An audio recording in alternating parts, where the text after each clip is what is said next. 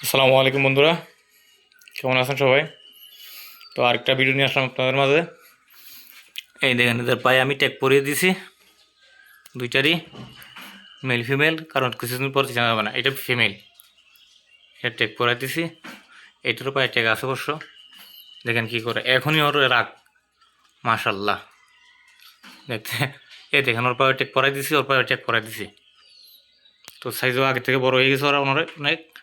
তো এক্সট্রা ঘাসা আছে। আফসোস আমার মুরগিটা শেয়ালে নিয়ে গেছে, মুরগিটা বাচ্চাটা এখানে থাকতো।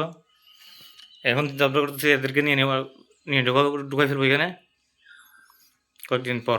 এখন না, কারণ আগে ছোটো খাঁচা তাতে থাকতে অভ্যাস করতে হবে এদেরকে, জঙ্গলে যাতে না হয় আর কি। আর এই যে আমার ফিমেলটা রাখা করি, ওই যে দেখেন এক কোনায় বসে আছে, এখনও ব্রিডিং মোডে আছে মনে হয় সম্ভবত, ওই জন্যই সম্ভবত এই লাঠিতে বসতেছে না। তারপর খাবারটাও দেওয়া আছে সব কিছুই, প্লাস ভিটামিন কোর্স চলতেছে এখন, এটাও করাচ্ছি। আর এই সে আমার শিকারি নটটা খাবার দাবার খাই, ঘুম, মানে শুধু কাজ করা হচ্ছে, রেস্ট করা। তো ওর জন্য একটা মাটি দেখতেছি, আপনার ওই যে স্পেঞ্জের কালারের একটা মাটি আছে না, ওই কালারটা আর কি। তো ইনশাল্লাহ দেখা যাক পাওয়া যায় কিনা। মানে স্পেঞ্জের কালার হইলে ওর গায়ের সাথে মানে একটা কালার আসবে, ম্যাচিং হয়ে আর কি সুন্দর হয়ে। আর এ তো আছেই, এই যে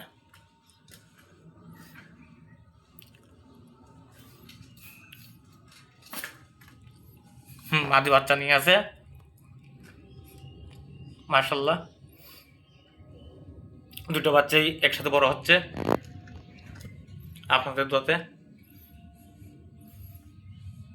আর ঘুঘু পাখির একটা অভ্যাস দেখলাম, আপনার ওরা মানে বাড়ি দিয়ে খাবার দিলে পছন্দ করে না। এই যে দেখেন কতগুলো খাবার নষ্ট, মানে বাড়ি দিয়ে দিলে খাইতে চায় না, এমনি খাবে, এখান থেকে ট্রে থেকে টুকে টুকে খাবে। এগুলোরও সেম অবস্থা,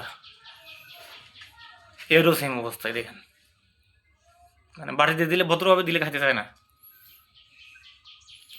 কি আর বলবো এদের কথা। আরে দেখেন মাছ দিয়া কি করতেছে,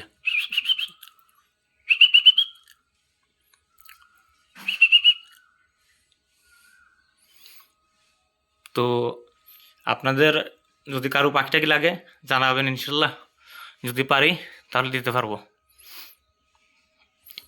বিশেষ করে এসএসের গুগুগুলা, এই দেখেন নটটা কীরকম, এটা এখন থেকেই অবস্থা খারাপ করে অবস্থা করতেছে, বড় হলে না জানে কী করে। তো ওদেরকে পেয়ার হিসেবে রাখবো ডিম বাচ্চা করানোর জন্য, এগুলো সেল হবে না। সেল হলে আপনার দল কুকুর বাচ্চা সেল হতে পারে সম্ভবত, আর তিলা কুকুর বাচ্চা। এরা এদেরকে যখন ব্রিডিংয়ে নিয়ে আসবো তখন আর কি